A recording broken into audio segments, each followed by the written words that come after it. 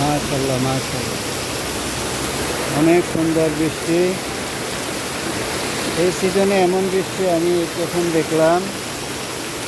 প্রচুর বৃষ্টি, বৃষ্টির দিনে বৃষ্টি হবে না তা কী করে হয়?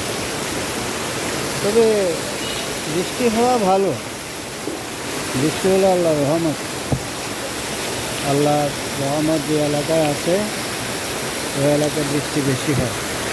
জনজীবন বিপন্ন, একটু কষ্ট হয়, মাটিও উর্বর হয়, গাছগাছালি পশু পাখি জীবজন্তু সবার জন্যই ভালো। তবে ইমার্জেন্সি হলে তো যে কেউ বাইরে যেতেই হবে। মাশাআল্লাহ মাশাআল্লাহ মাশাআল্লাহ। ছোটোবেলায় এমন বৃষ্টির ভিতরে অনেক ভিজে ভিজে গোসল করেছিলাম।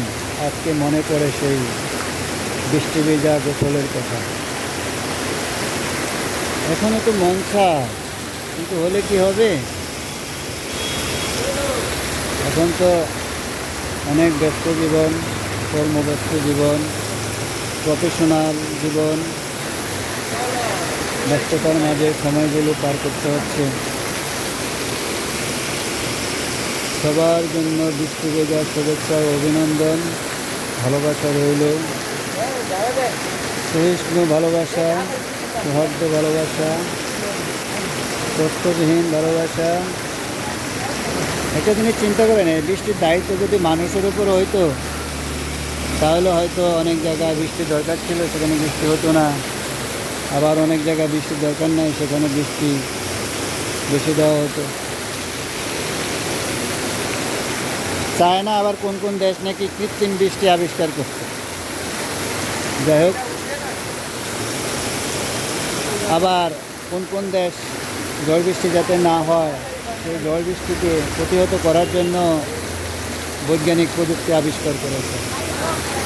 যে যাই করুক ভাই, বৃষ্টি সবারই দরকার আছে। বৃষ্টি সবার দরকার আছে।